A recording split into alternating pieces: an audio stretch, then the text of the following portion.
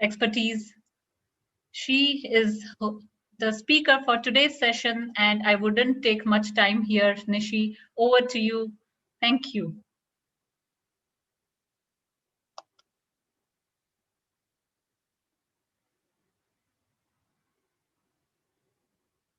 Nishi, yes. Yeah. Thank you, Sushma. And it is such a pleasure to be part of this platform and giving back to the community, joining you, the volunteers, the founders, the co-founders, the Why Jobs Hunt and Empowerment Talks, and giving me this privilege to speak with you, with this beautiful community. With my 23 years of experience, I hope I'm able to add some value. Now, this is 208th episode. Can you believe it? I think you should apply for the Guinness Book of World Record. Now, in these 207 episodes, you all must have got a lot of value. However, there is always something new that you learn every time. And so I hope I'm able to create certain value. And what I'm going to talk about today is the foundation of every subject in life. So let me share a bit of a presentation, and I will again start with my introduction, even though Sushma has given a beautiful introduction. Bear with me for a second.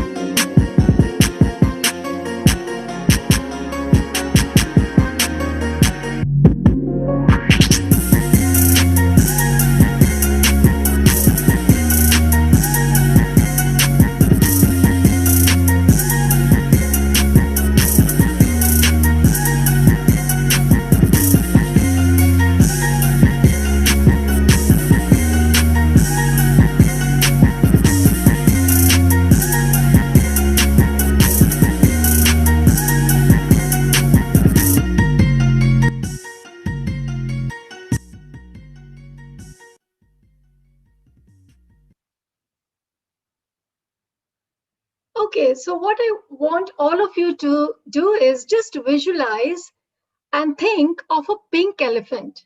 A pink elephant with a blue trunk. Can you do that? Yeah, so what are you thinking? Obviously, you're thinking of a pink elephant with a blue trunk. Now, do not think of a pink elephant. Please follow my instruction. Do not think of a pink elephant. Please write to me in the chat box, what are you thinking? Are you following my instruction? Are you not thinking of a pink elephant? Please write in the chat box, what are you thinking?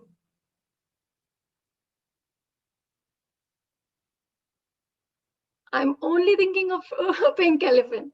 Great. So all of you are thinking of a pink elephant, even though I have given you an instruction not to think of a pink elephant. Now, why does this happen? Yeah. So let us understand the science behind it. And now we are talking about how our mind works. So imagine a small child when he's trying to go to a socket, yeah, and the mother is saying, "Hey, do not go there, baby, do not go there." What does the child do? The child will go to the socket. What does the mother? What should she say instead? She should say, "Hey, come, baby, come to me. Let's play this." let's play carom, or let's play with this toy. So your mind takes only a positive instruction. A mind takes an instruction on what you should do. If you give a negative instruction to your mind, it deletes not. The not word is not taken. So now you know how you should give the instruction. Yes, it is about subconscious and conscious mind. The mind converts to a positive language. Mind is doing an amazing job, but we are not always giving the right instruction to our mind. Okay, so what are we here for today? We are here for learning what is the foundation, what are the essentials, what are the must-dos for career redesigning. I would like to take you back to my story, my own story. I was a fun-filled, careless person, not focused on my career. I come from New Delhi, from India, and my parents wanted me to be either a doctor or an engineer or a teacher. Yeah, there were only three things at the time for the ladies. And if I couldn't be any of them, I was a failure.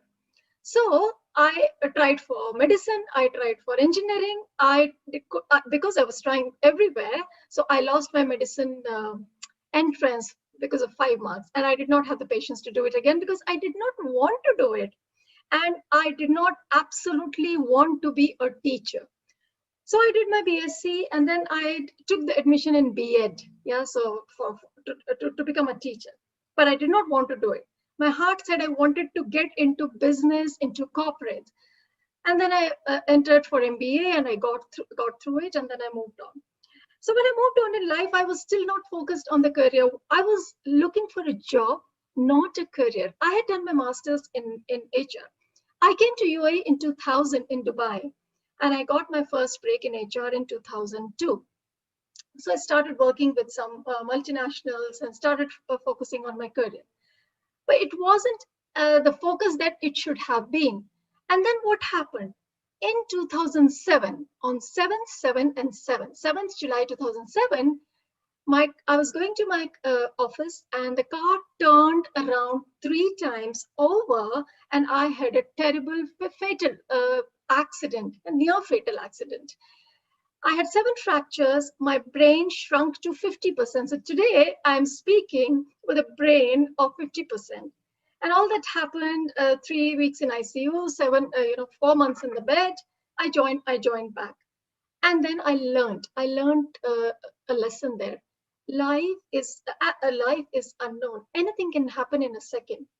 So as we have all learned during this COVID pandemic times, that life is unknown. And then I focused on my career, and I created a plan.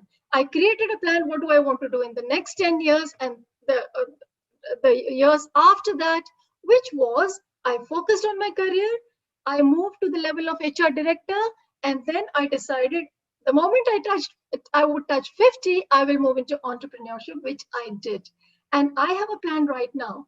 I will do entrepreneurship for the next 10 years, and after 5 years, I will get into social work, which also I'm volunteering at the minute. So this is my story. Now, unless you focus on something, you will not get your dream goal. So I have 23 years of experience, as Sushma has introduced me, and I have attained certain certifications during my journey in HR because I realized I was passionate about connecting with people, mentoring them and coaching them, and I was inspiring them. I was a motivational speaker all along, even though I was in HR. So I did my master's in NLP. I did my MBTI and DISC personality profile. So I do the assessment, SHL and several wave psychometric assessments. I'm certified in emotional intelligence, and I do 360 feedbacks in the organizations. And I'm an ICF and NLP certified coach. So I have 3 verticals in my business: training, consulting, and coaching. Okay, now coming back to you. So why are we here for? Today, we are going to do 3 things. 1, assess your employability. Because when you redesign your career, are you really employable? And yes, all of us are employable. But what are the areas of improvement? What are the areas of strength? And then we are going to move to a 3-step model of success that I've created, and then create the right mindset. Let's move on to you. Now, talking about the employability, What is employability? Will an organization take you the way you are? Do you have a wheel of balanced, a wheel, this is a wheel of employability. Do you have the balance in all the areas, all the parameters which are required for you to be taken by an organization? So if there are, let's say just two candidates, yeah, and they have two different, they have different parameters, they are at different level, they have different strengths, where would you stand? So there are various parameters. One is the communication skills. The computer literacy is very, very important today. The personality, emotional fitness, and the support network. And we are going to talk about a bit of it. This is called a wheel of employability. All right. And I want you to assess yourself. If you have a notebook, and I'm sure all of you would have that, take a pen and a paper and draw a circle. All right.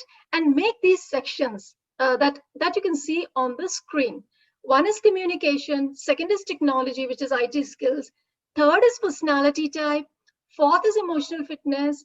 Fifth is support network. Sixth is aptitude. And seventh is passion. Okay, so make these sections, and the center of the circle is 0, yeah, or let's say 1, and the circumference, so the end is 10. 10 being the highest that any organization would take you. That is what 10 means. Now assess yourself in each of these sections between 1 and 10. Okay, I'll give you 30 seconds. So assess yourself in each of these sections as you think you are. Yeah, it's your self-assessment, and then join these dots. Join all of these dots. So for example, here in technology, I have given 9 on 10. In communication, I've given 5 on 10. So when you have joined these dots, this black, or this is darker wheel, is your wheel, is your reality, is your real wheel of employability, whereas the desired wheel of employability is the outer wheel, which is 10 on 10. Now, what is it showing? If you jump up on your wheel and start to move on with these wheels in your life, how far will you go? You'll be topsy-turvy, right? Your life will be, the journey will be topsy-turvy, and you'll fall. Often every step you'll fall because it's not a balanced wheel. What does that mean? So what do you do to create a balanced wheel? You just have to pick up those areas which needs improvement and work upon that. Okay, so we'll have a poll right now. That's Sushma will just put on the screen for you. And after you have assessed yourself, please fill in this poll. I'll wait. Yes, the poll is already launched. Please vote. Right, so after your assessment, which area would you like to develop the most? Where you would increase your employability? You'll have fitness for your employability.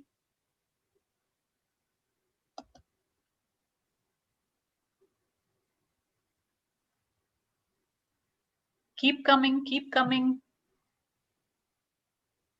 Great, I can see 14 people of Yes. 22 who have entered the poll.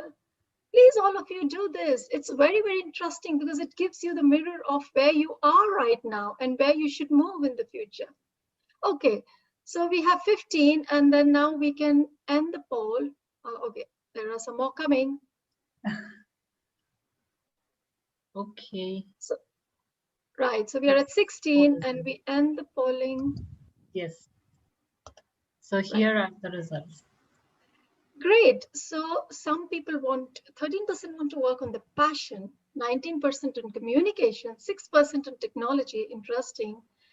Personality, people have put a 0 because they don't know what exactly I'm talking about, and I'll be taking the subject. Aptitude, 6%, emotional fitness, 13%, and support network, 44%.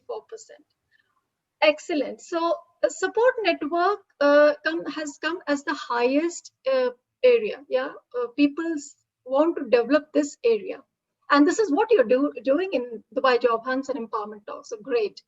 However, there are other areas. Emotional fitness, aptitude is something that you already have. You already have it in you, right? So you probably have to just go into little more depth. Right. Thank you. And we close this poll right now and move on.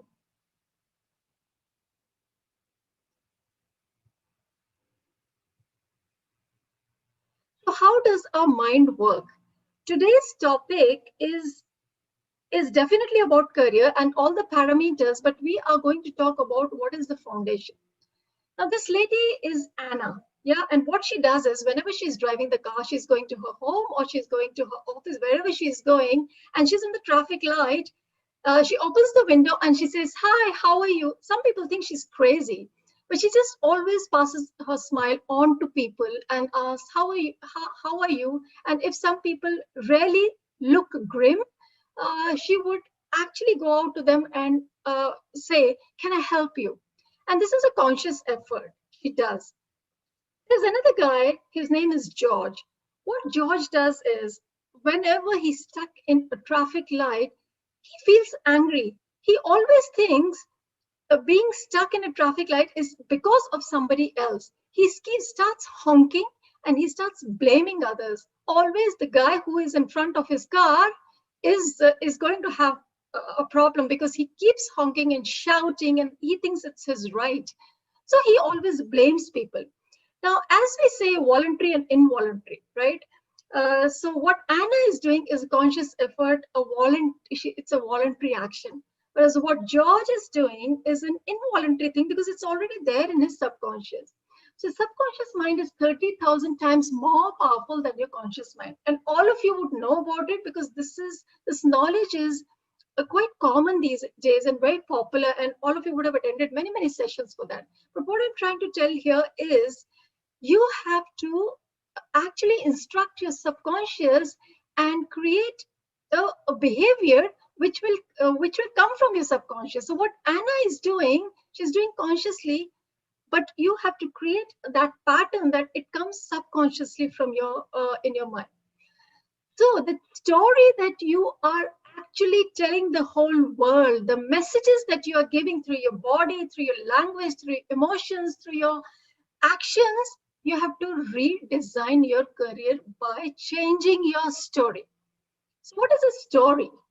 Okay, so the story has three areas, three parameters, which is, so it's a three-step model. What is that? First is speak. Okay, so there's a speak story, the words that we speak to the people. I don't think jobs are there in the market. LinkedIn posts are, the LinkedIn job posts are irrelevant. There are no jobs, they are fake, and so on and so forth. Feel, I don't think I have enough. There is so much of competition in the market. There are more people in the market. Economy is so bad. I have a feeling I will not get a job. So you get what you feel. And there is a do story. What are the actions? Are you taking the focused, massive actions as per your goal? Or your dream is something else and you speak feel do just the opposite way? All of you must have heard of this, or some of you must have heard of this Solomon Island.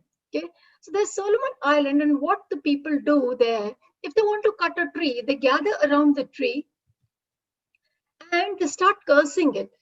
Yeah, so when they want to cut the tree, they start cursing it. They do it for a month, and after a month, the tree falls by itself.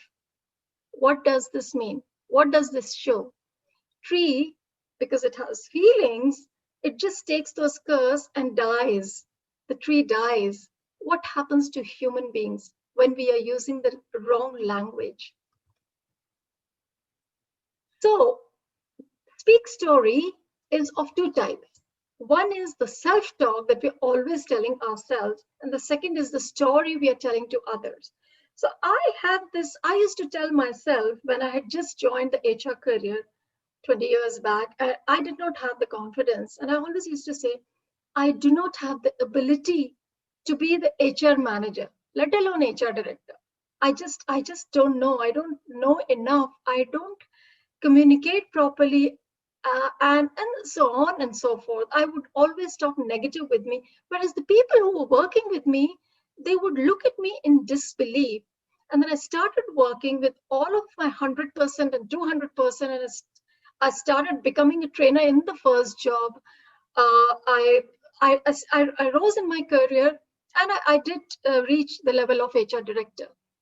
If At that time, I had done a positive self-talk with myself. What would have happened is the same successful career I would have reached that in much shorter time, in a much lesser time. And what do we tell others?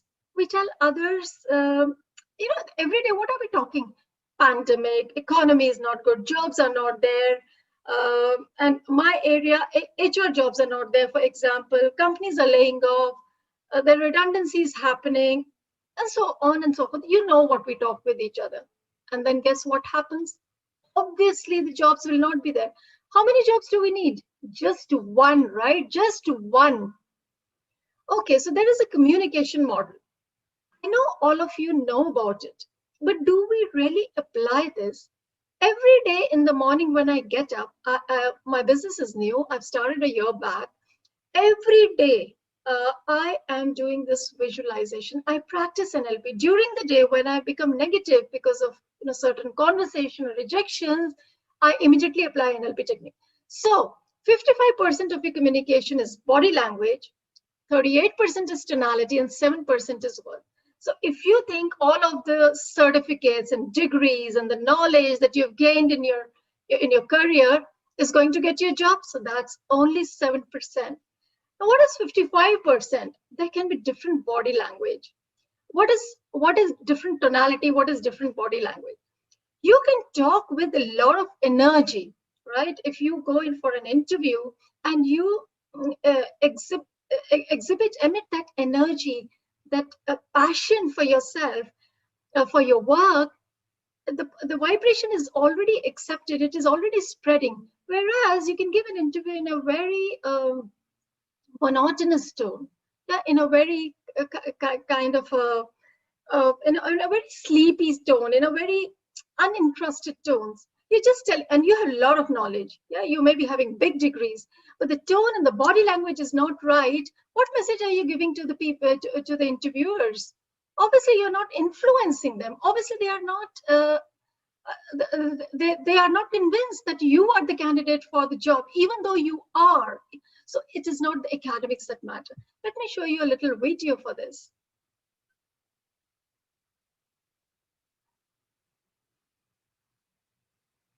The 3 V's of communication. We are constantly communicating, even when we are not speaking. If we want our message to be well received, we convey our message so our words align with our body language. The 3 V's of communication look like this. Visual, 55% impact. Body language, facial expressions, gestures, appearance. Vocal, 38% impact. Tonality, pace of delivery, volume, pausing, clarity. Verbal, 7% impact. Language, words, terminology, concise. These percentages do not mean the words aren't important, but demonstrate that people are impacted by our body language more so than our words if what they see and feel are not aligned with what they are hearing.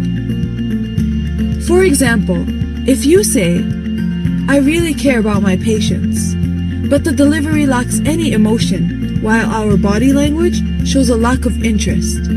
Looking at the floor, writing while you're speaking, no smile. Patients are less likely to believe what you are saying. However, if you match your vocal tone and reflection with appropriate eye contact and posture while smiling, the whole feeling changes. It's not just what you say, but how you say it.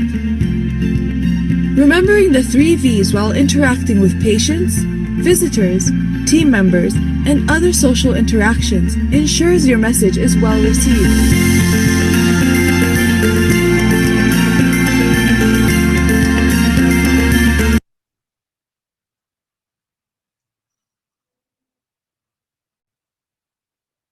All right, so this video is basically to tell us and remind us how much important is the body language and the tone of voice, and I mean, the use of words is definitely there, but it's not so important. And what do we work on?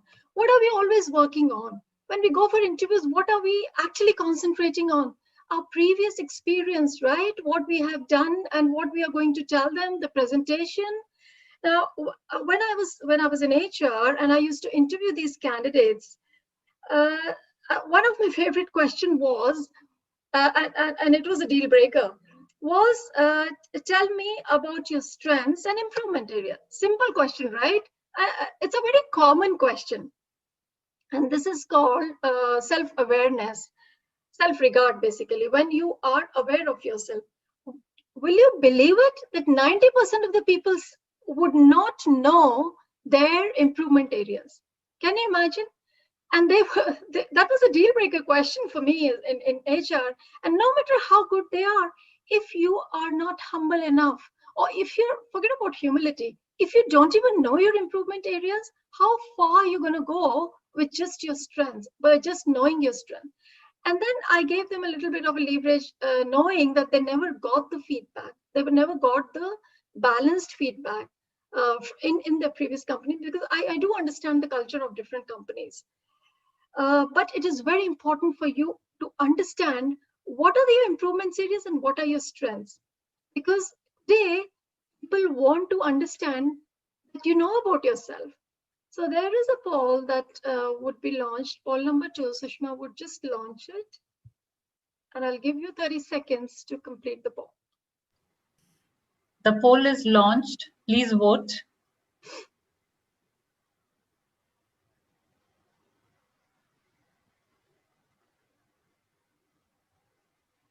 Yes, yes.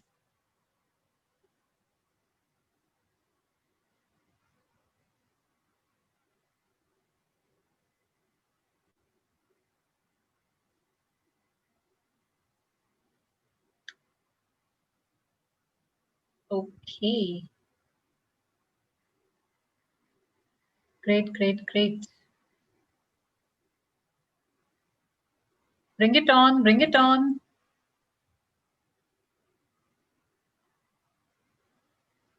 Yes.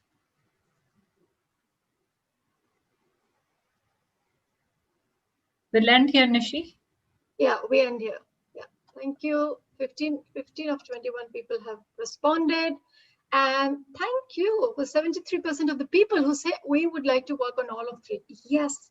And there are 2 people, 13%, who say none of them. All right, probably that's your understanding. But yes, we need to work on all the parameters, all of them. Yeah, so words, body language, and tonality.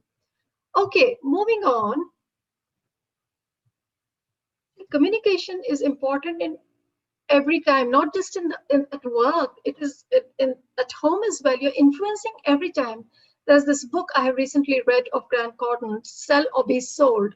So when you're speaking to your spouse, if he agrees with you, you're sold. If you have influenced him, you have sold. Yes, so sell or be sold. It is very, very important. The next thing, that another parameter is know your audience. So I'm speaking to this audience in Dubai Police Headquarters. Yeah, it was late last year, and I go there. So what would you imagine if you get an invitation to speak in Dubai Police Headquarters? Obviously, people dressed in the uniform sitting there. I would imagine different nationalities, and yeah, I had my presentation on emotional intelligence. And then I sit there, and there were around 100 people. Okay, and I start off. Now it was the week of happiness, and they used to do once in a week, like yourself. They would call one speaker and talk on a subject related to happiness.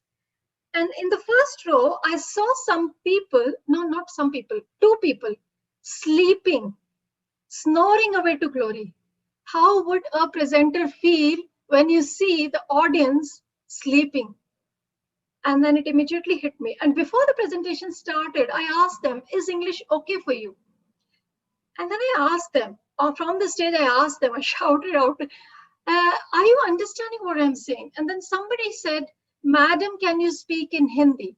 So there were Arabs, there were Indians, there were Asians, and there were Filipinos. I think there were 2 Filipinos, and that's why I wasn't speaking in Hindi. I thought English was a common language. So this is what I did. And they said these Arabs understand Hindi. I said, okay. And then I started speaking in Hindi. And I also had to translate once in a while for those Filipino audiences. And then everyone was listening, like they were so focused and they were listening like glued onto my to the session. And it just changed it completely. The energy changed. So the language was so important, even though I had asked the HR manager and the people. So you have to know the audience that you are going to speak to. When you go for an interview, what is the level of the people who you're going to be facing? What is their level? Are you meeting the CEO or the directors or the HR person? Because HR questions would be very different from the technical person. So if you're sitting in front of the HR director for an interview and you start talking about all your technical stuff, which is not required because already there is a technical interview that has happened before, you are talking the wrong subject to a wrong person, right? So you need to learn about the audience. What people do is they go onto the LinkedIn profile, check the profile of the interviewers, and then understand and then connect with them before the interview, and then understand and create their language. This is very, very important. What is your limiting language? I want you to assess and write down in the chat box. Can you identify just one limiting language that you say to yourself related to the career? Whether it is career progression or you want to change your career, or even if it is not a career, it's just your life. What is that one limiting language that you just want to get rid of? And all of us have that. Do not say, I do not use limiting language. We do. Subconsciously, we do, because the environment has influenced us so much. When I started, I'm waiting in the chat, but to see in the chat box while I'm talking. What if it goes wrong, Sushma? Yeah, I don't think I can do this one. This is one of them. Yeah, and so when I started entrepreneurship, I got the limiting language was coming from my family, from my dear ones, people who wanted to protect me. Entrepreneurship is not in our family. It's not in our blood. Do not do that. Why have you left such a high-paying job? And what is following your passion if there is no money and blah, blah, blah, blah, blah. I decided for a certain period of time, I am not going to talk on the subject with my family. And when I say my family, I'm talking about my parents, I'm talking about my siblings, because they love you, they want to protect you. They don't want you to take a wrong decision, which is as per their filter. So I'm not perfect, that limits me, right? So yeah, all of us are saying this. It is not possible. I'm not good enough. It is, you know, there's another question I used to ask in HR.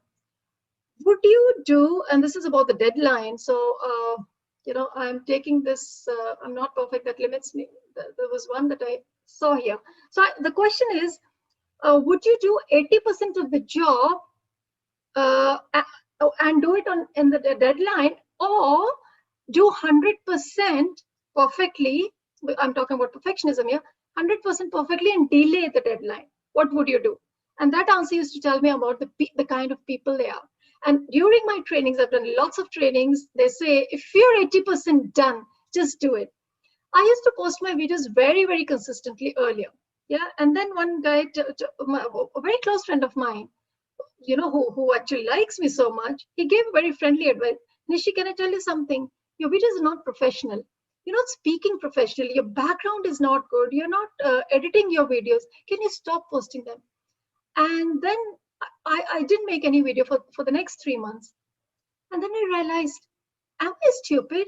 There were people who were waiting for the content, for the message that I was delivering. So if you're 80% right, just post it. If you're 80% right, just do it. Go on and move on. So thank you. Thank you for your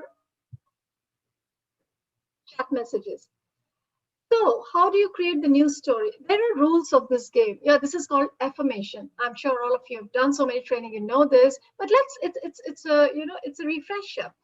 So whenever you're creating an affirmation, it is in present tense. I'm doing, okay?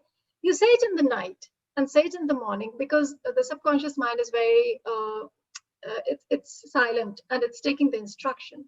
Keep the affirmation journal, keep the gratitude journal.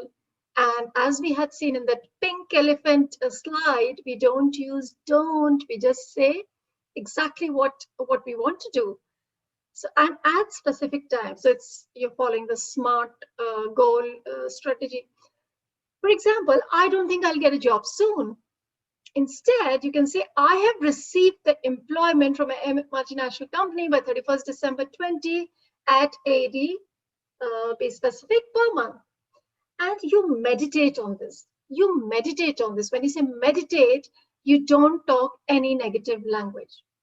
There are people I know, they don't have a job, and I say, how are you? Awesome. How are you? Great. How is it progressing?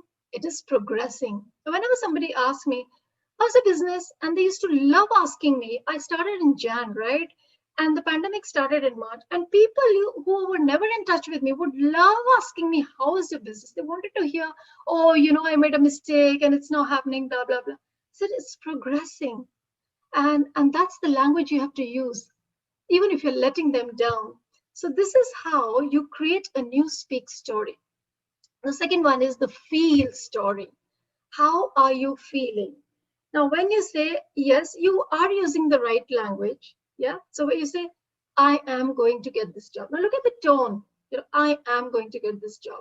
Rather than, this job is meant for me. I am going to get that one job that is meant for me. I just need one job. Look at the energy. However, no matter what you say, but inside your heart, you're thinking, I am stupid. I'm saying this, but I know this is not a reality. The economy is really down. How many jobs have you seen in the market since the last 4 months? People, Etihad has made people redundant. This company has oil and gas is laying people off. Where the jobs would come from? Now, this is the feeling. And what is happening? So there is a message you sent with your speak story, and with your feel story, you have cancelled. Cancelled the vibration. So once it is cancelled, it's not going to happen. This is the message going to the universe. So we have the third poll, which Sushma will launch right now. And while I'm talking about this frequency of emotions, the higher emotions, the positive emotions has a high frequency, whereas the negative emotions have a lower frequency. So when you release a certain emotion, the frequency will basically match, and you will attract more of the situations which will give you negative or positive emotions. Okay. So what is your feeling about your career? 100% are saying positive, but only 6 people have responded. So we're waiting for some more. And it is very important, even though all of the subject seems generic, but go and look back in your life. Go and look back in your career. The time when you failed, what had happened? Was the feeling wrong? Was the action wrong? Or was your language wrong? One of that must have been wrong. It just doesn't come. So you have mixed feeling. So the message for those who have a mixed feeling is to create a positive feeling no matter what, right? Okay, so these are the results. 73% are positive, great, and 27% are mixed. Now, we say it is natural, right? We say it is natural. Nothing is natural. We have to redesign. We have to reprogram our career. So look at this diagram and the frequency. This is based on quantum physics, and there is a frequency of every emotion that you're releasing in the universe. And when you are releasing a universe of love for your job, love for your career, love for what you have done. And when I say career, love your previous company, love your previous organization, even if you have been laid off, because that organization has given you the platform to be where you are. You have got these opportunities of getting that knowledge and reaching that position and having learned and carried that journey because of that last company, that last organization. There are a lot of people who go around and talk negative about that organization. What is the message you're giving in the universe? What is the frequency? You are giving the frequency of I don't like my job. It's not about the organization. I just don't like it. It is about the emotion, and then you will attract more. Do you know of people who have been laid off in a couple of companies? It becomes a pattern because they're releasing a certain emotion and frequency in the universe. So it's your choice at the end of the day. It's not them, it's you. And the fear of rejection. It is when you're going for, it's about the career, you've got the skills, you think you have a brilliant CV, right? But there is always this fear of rejection. What should you do? You should look at the reality. Now, here I would like to talk about this CV. Yeah, you must have done this trainings, how to write a CV, how to create a social media profile, LinkedIn profile. But not recently, a year back, my CV was analyzed, by a professional, and he said your CV is not reflecting the results that you have achieved for the company. So it's not just the CV. When you're talking to people, yeah, and your emotions will change. When you're talking to people, you have to talk about the results you have brought in the company. It's not about the knowledge. It's about what value you bring to the people, to the organization, the changes that you made. It's not about what you know, the strategy that you know. It is about the delivery, as they say, but it is the results that matter, and it is also the numbers, if you can deliver the same language in the tangible form. So there is a fear of rejection, and that fear of rejection will get you more rejections whenever you go for the interviews. And what do you do for that? You rehearse, you just analyze what went wrong in the last interview. Was it your language? Was it some actions? Should you have done better? Or was it just your fear? So, how do you feel about your job? These are just some positive and negative emotions, and I would like to talk about just one or two techniques how you remove those emotions in a very quick with very quick techniques. So suppose you're feeling very sad because of waiting for a right job. And let me tell you one thing, yeah, because I got into entrepreneurship. I have been into network marketing, entrepreneurship, and I'm doing quite a few things because I'm just still exploring the world. Why would you close your options? Just because, why would you just think that job is the only secure thing? Why would you do that? Why would you not open your options? And because you won't open your options, the opportunities will not come to you. What if there's something else which is right for you? What if the job has been taken away from you because the universe wants you to move into another direction? All the other doors could be open. But because you're sad, you're rejected, you're feeling shameful of having lost the job, you are not seeing those opportunities. So people come and you say, that's not for me. That's not for me. See, listen, I can't do entrepreneurship. So while you are, I give this advice to people, while you are still continuing to look for the right opportunity and the job, do not say no to the opportunities. You never know, that one is made for you. You also open your doors and seek acceptance, accept what's coming to you. So the quick techniques are, you're feeling sad or you're feeling angry, whatever negative emotion you're feeling, okay, you put it on a piece of paper, make it static, right? Visualize in front of you like it's a paper, and then you fold it, and make it so small that it comes in your hand, okay? And then you push it forward. I was doing this exercise with a 13-year-old, and she said to me, I cannot push it. And I was working on hurt, emotion of hurt. It took me 45 minutes to remove that hurt with 5 techniques. So you push it, and until such time that it's far away from you, and then you drop it into the fire. You see it burning, and then put it into the sea. Does it look silly? But it does work. Another technique, why it works. I'll give you an example. I'll give you a story. So if somebody has a small child at your home, and the child creates a birthday card for you and writes loving emotions on that, and as a parent, you would keep that card for 20 years or 25 or 45 years or for the rest of your life. Why? Because the child has put his emotion in that card. So emotions can be put on the paper, and similarly, you can visualize that. The other thing you have to do is reality check. You are sad because you haven't got that particular job. Now you have to do the reality check. What was the reality of the situation?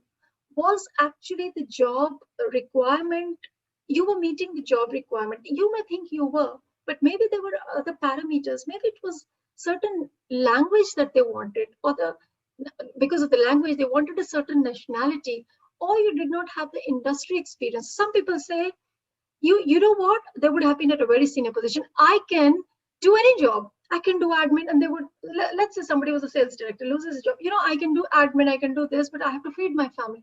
Yes, you can do it. Let me tell you the perspective of the HR person. The HR thinks the moment he gets an opportunity in his area, he would just leave, and they don't want that to happen. So they don't want to increase the attrition.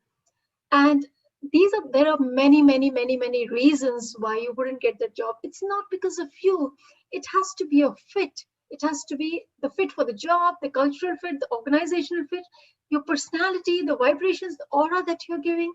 So it's all about that. So do the reality check. Moving on, I would just like to show a video to you.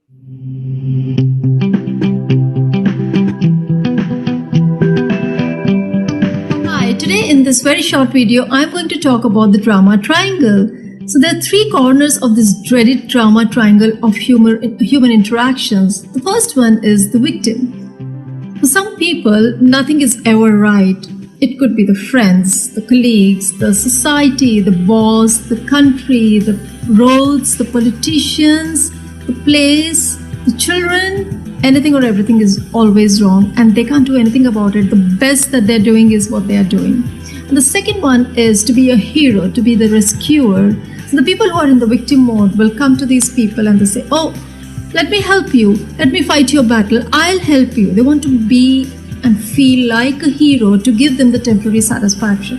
And the third one is to be in the blame mode. Either they are kicking themselves, I'm not right, I can never do it, I don't have the skill,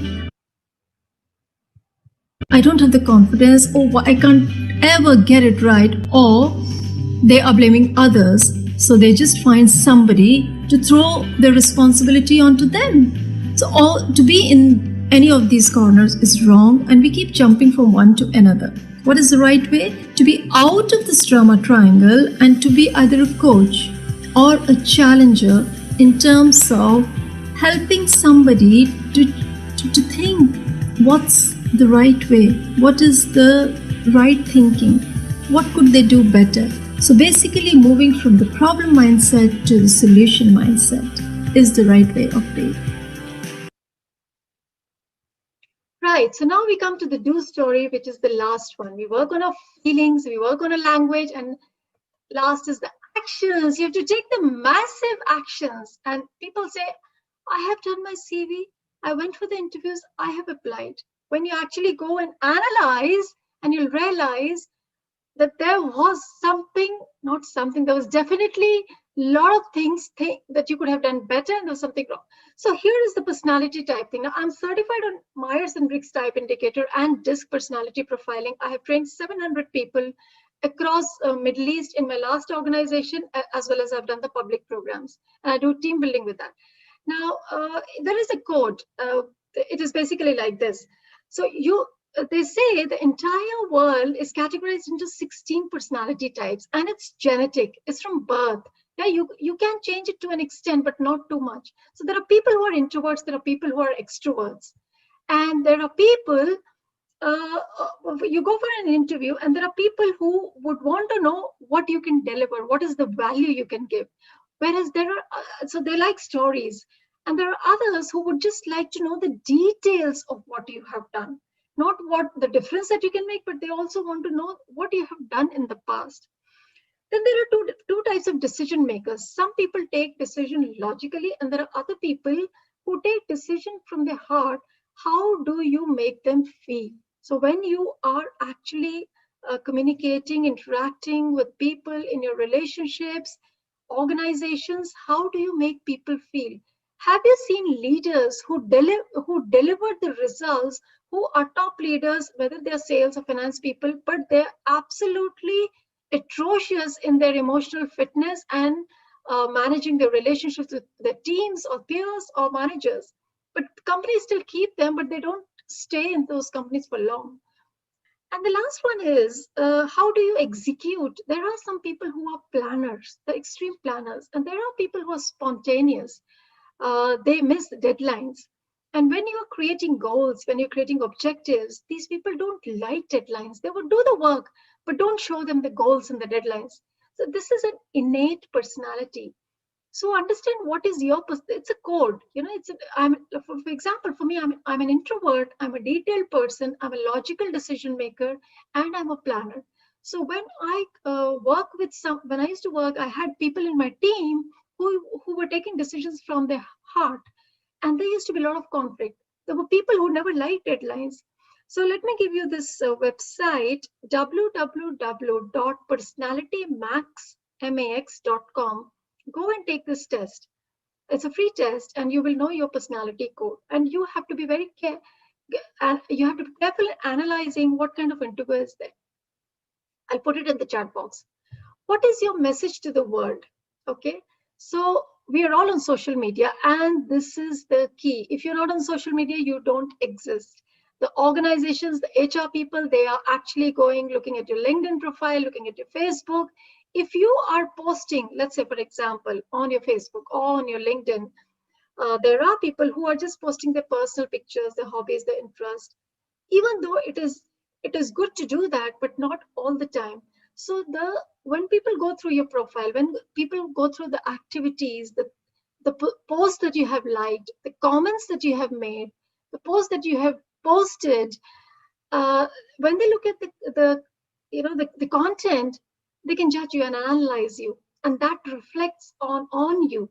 So be very careful what kind of story you want to tell people, who you are, what area are you talking about. So if you are like I'm a trainer in positive psychology, so I would be posting things on positive psychology.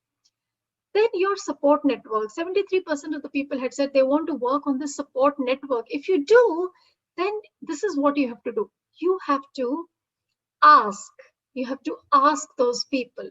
So when I always tell people on the LinkedIn, you just have to write, I am open to this kind of opportunities. And then on your profile, you have to write, what have you delivered? The people you have to ask for the reference. You have to ask them, give me a reference, and then take those actions when they give you reference. Don't just not do anything about it. Use your network in your favor. So to end this presentation, and this is the last slide, I want to show you a small video which might inspire you how people are creating the story. And this is the way you have to speak, and this is the story that you have to speak. You must have heard about Les Brown.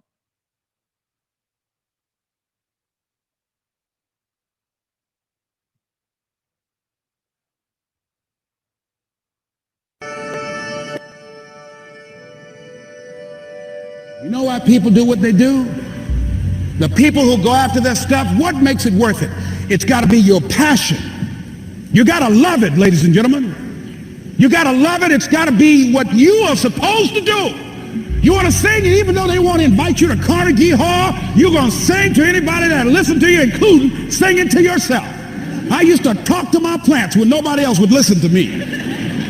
You got to write, even if no one published your book, write, because that was given to you to do. You do what it is you're supposed to. You're supposed to build something. You're supposed to create something. I don't know how to do it. Learn. Do whatever is required. Just go out there. It's possible you can get what you want. It's necessary. If you want it, you got to go into action. You got to be willing to experiment. You got to be willing to fail and to succeed. You got to be willing to form and to develop new relationships. It's you. It's on you. You got to make that happen. Nobody's going to bring it to you on a silver platter and say, here's your dream, manifest it.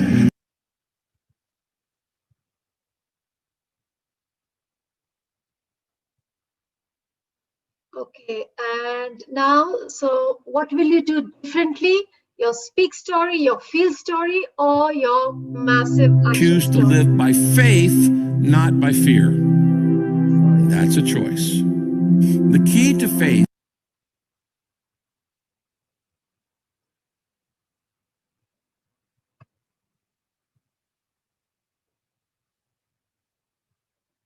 So what will you do differently? And we have a poll now. You have it all in you. Do whatever it takes. Now we launched this poll, and we also have a feedback form that I want you to fill. Don't just go home and do nothing. You already know all of this, but go one step further today. After having analyzed your wheel of employability, what was the weak area? What was the improvement area? And what are you going to do about it? All of them. Excellent. So, but we have only 2, 3 people. Okay.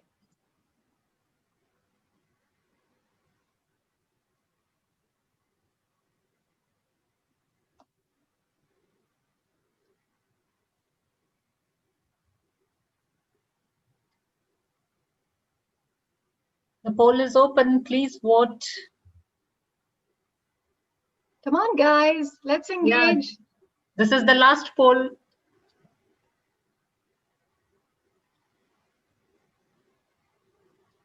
Last poll, last slide, and then we're open to your questions if you have. All right, so we have 12 people. I think we can stop. So, yes. Yeah. What will you do differently? Language of success, positive emotions, all of them, and massive actions. So speak, feel, do, story, all of them. So 83% of the people would work on everything. Thank you so much for understanding that this is the foundation of everything in life. It is not just about the career. I am giving you examples of career, but if tomorrow, if you ask me to speak about relationship, I can use the same presentation and talk about relationships, because that is the key, isn't it? Speak, feel, do. So just to tell you more about what I do, I'm a success coach. I'm a career counselor. I do mentoring for HR people. I do soft skills training in the organizations and leadership development. So I would want you to fill this feedback form, and please follow me on YouTube. And this channel that I put on YouTube is the Career Counselor channel, and I put videos for career counseling related to career counseling. I'll just share this in the chat box. I would really appreciate if you can give me the feedback about my presentation today. I'll stop sharing and I'm with you.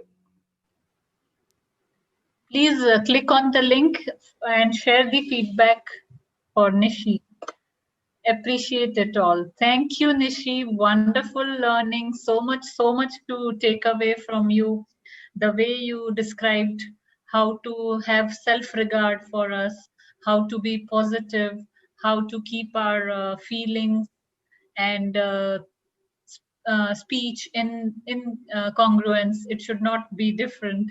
How to come out from problem state to the desired state. So much of takeaways. There is so much I have noted down. So thank you for your wonderful session. Before we move on, I have some questions in my mind. May I? Right. Yeah, sure. Yeah. Okay.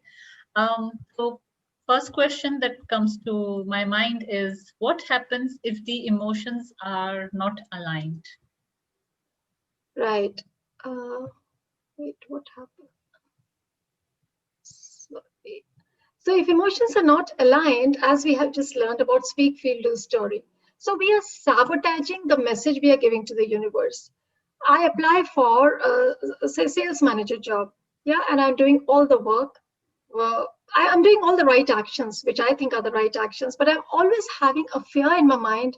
I will not get it. There are too many people. I know they're laying off people, and I've seen in the market, there are such good people and they want an Arab, and this company wants this. So what you're doing is you are sending the vibrations of the frequency, which is negative, which is lower in nature, and you're canceling your actions. So it gets cancelled actually. The result is, kalas, nothing is going to happen. And you will attract more such situations which will get you more of those emotions. So it has to be aligned. As you said, in congruence. Sure. That's, I love that when you said, it is canceling that thought then. That's true, very true. Thank you, Nishi. Okay. So since we said that it needs to be in congruence, how difficult is it to change our emotions or to have them in congruence? Definitely, it is not easy because our emotions and our thoughts, the process is because of the environmental influences, because of the upbringing that we have had. And if I'm 50, if I start today, to override that 50 years of that impact is not easy, but it's not tough. Once you tell, every day I'm talking to my subconscious, I've given a name to my subconscious mind, and whatever problem I have, I put it in affirmation and said to my subconscious, please do this, please do that. So you have to have that habit. You have to be really mad and passionate about changing it. I won't use the word difficult, but yes, it is not going to be a one-day job. It will take a year, it will take few months, but what my advice to you, to everyone here on this platform is, if you are focused on a particular career, just meditate on that. Be really mad about focusing on that. So change your speak, feel, do story for the job. So start with one, and it will start actually, spreading in all other areas inside you. Your cells will start to change. So just take one area and then change. Great, great. Thank you. So yes, focus on one thing, get that done, and then move on to next. That's what you mean, right? Right. Thank you, Nishi. Okay, so next question is, what happens if one continues to use the same language, the same pattern? Right. Sushma, I just want to add one more thing in addition to for your previous question. I want to tell everyone this. This is a secret that we all don't know. In your wheel of life, we have relationship, we have career, we have financial freedom, we have parenting, we have friends. If you have negative emotions going on, or there is a problem area, let's say relationship, but you're doing very well in your career will start to come down. So in your wheel of life has to be very balanced. That emotion is an emotion, but if it's for relationship, don't think it will not spread in other areas. So the area has to be balanced. So you have to, if you're successful in your career, you have to copy paste it in your all other areas as well, because it just connects. Yeah. So language. So you were asking about language of success, right? Yes. If you can repeat it. I just asked, like, what happens if I continue to use the same pattern, the same language? Right. So let's take an example of two people, both not having a job. You meet one person all the time, and you're generally chatting with him, and he's always moaning and cribbing and talking negative about everything related to job. For how long would you want to go back to him? And there's another person who's so vibrant, has so much of energy, talking positive, and he's just finding opportunities, and he would always be doing something. If there's nothing else, he would be adding value to the community, right? He would be doing voluntary things, he would be doing meditation, blah blah blah. Who would you pick if there is a job and both are right for it? Who would you pick? Yeah, I would definitely go with the second one. Yes. Yeah, Sushma, you are in HR and you are the master practitioner of NLP, so you understand these things. So what you're saying to people, they are actually taking it, and then you're creating your image all the time with the language, with your casual conversations. It's not just about presentation. It's not about the interviews at all. So for example, Sushma, I'm speaking to you on a regular basis. You're my friend, for example, and then you know the kind of personality I am. Suddenly you have an opportunity, let's say a business opportunity for me, and then you know other people as well. But because of a certain language that I use, the person I am, if I'm a positive person, wouldn't you refer me than the other person who's negative and is saying that this is the wrong time for business? Are you stupid? Are you starting a business during pandemic? So who would you choose? You would choose the positive person, the person who's coming across positively in front of you. So language is very important. Yes, definitely. Thank you for that great example, Nishi. Okay, let me ask the last question, which might help everyone else as well. So what are your 2 or 3 suggestions to improve the redesigning of career? So my one suggestion is analyze your speak, feel, do story. Your speak, your feel, and do story. So what you're speaking to others, what is the limiting language, limiting words not to be used? I don't use the words weaknesses. So it's improvement areas. It changes so much. Yeah. So there are words that you don't use. You don't use the word but. Whenever you're saying, so for example, people will say, I have applied for this job, but the moment you say but, that means, okay, you already have a doubt. Okay, so you say, I have applied for this job and I think I can do, there are a few more actions that I can take, for example. So you're limiting words, limiting language, the emotions, definitely we all have those suppressed emotions and they come out. So keep working. To switch from a negative to positive emotion, the quickest ways, anchor yourself. Anchor means think of that one positive situation in your career that you've had and what was your frame of mind. So quickly move on to that visualization, that imagination. So wherever you are sitting and you are, suppose you are waiting for your interview, right? And you are really anxious about how it will happen. So just change it by thinking of that success, the time you were successful. You would have been successful at times. So you have to, store those positive stories in your mind such that you can just capture them and release them immediately. So yeah, these are the things and then actions.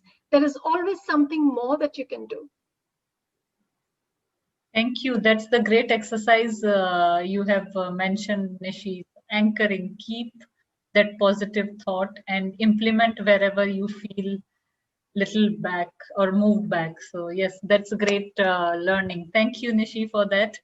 Indu has a question. He's asking, what's been your biggest breakthrough in terms of changing your emotions with regards to something? In my personal life, you mean? Indu, if you can, or if we are talking about careers, let's speak about career. Right. So my own breakthrough, I have had an immense breakthrough in my life. And when I planned my entrepreneurship 10 years back when I did my NLP first time, there was a first day exercise was set up your goal. And I said, I want to get into entrepreneurship when I turn 50. And it did happen. See, I sent a message in the universe. But I was always fearful. I was confident of myself. I come from the time when I was doing my MBA. I stood up. My professor called me, and I had to speak on a topic. And I spoke for a few minutes, and I froze. I couldn't speak. I had immense public fear, and that fear has been my biggest emotion. My biggest breakthrough is removing the fear. I go out of my comfort zone every time. I have done so many presentations, so many training. Every time I'm doing a little better and a little better and a little better. I always rehearse, even though I have done it hundreds of times. So I do my NLP and I've captured my emotion. I just pull them, crush them, and throw them, the negative emotions, and they're not there for me anymore. Thank you. That was great. Okay, we have Khalid raising his hand. Khalid, you must have received the prompt. Hi, Nisha. Can you hear me? Yeah. Hi, Khalid. Sorry about the quality of the video, but first let me give you feedback before I ask you the question. If I'm going to use one word, it would be brilliant. Without exaggeration, it's an area I know quite a lot about, but you articulated it really well in simple terms. And truthfully, if everybody follows the advice you've given and suggestions, there's no way they cannot be successful. So it's really, really good and excellently delivered.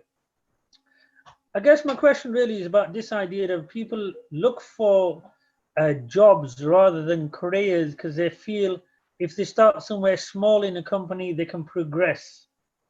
And I think that's where the wrong mindset is. Maybe you should start off thinking, why can't I be the CEO of this organization or what do I need to do to achieve it, and start somewhere in middle management.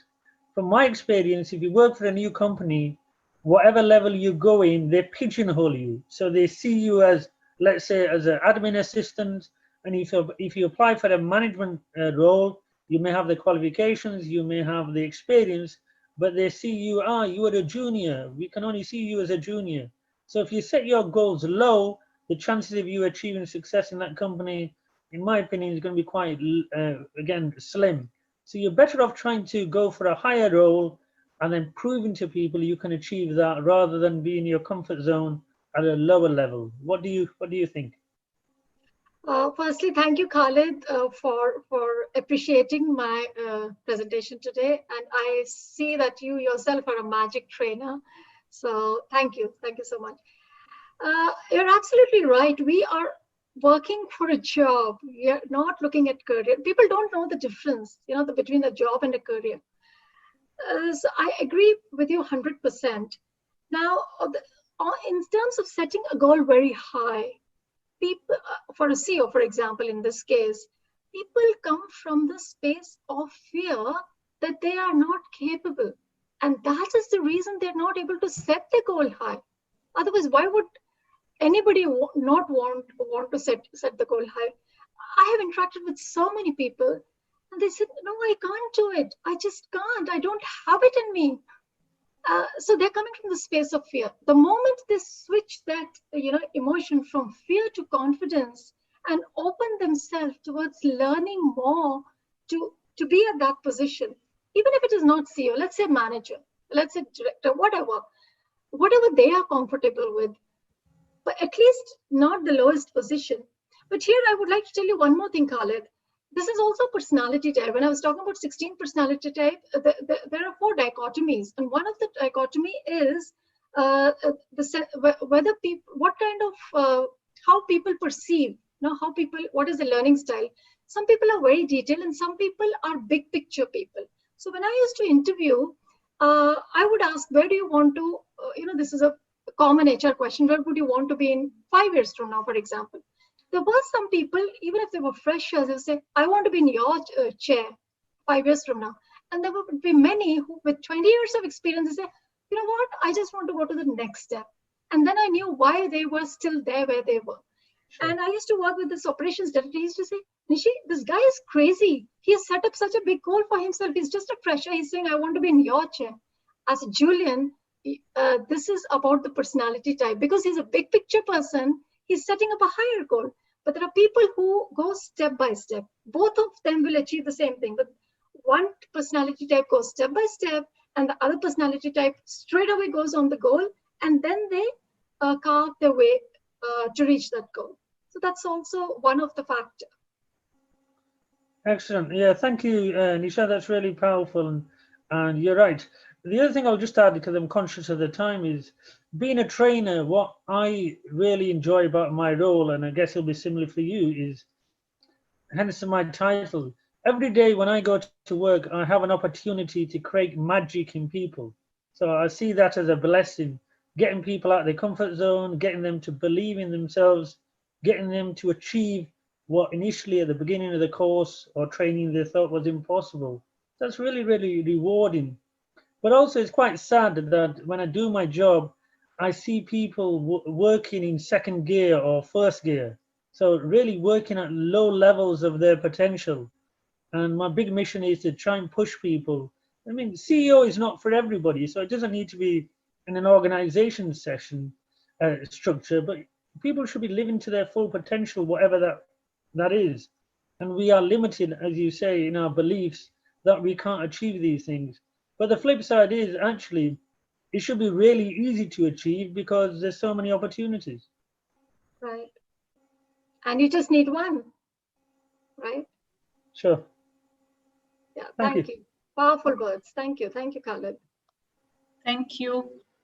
Okay, so we have overshooted the time, and my apologies for that. And thank you for being here still with us. Over to you, Stephen. Yes, thank you so much. Just a minute, let me come on the slide.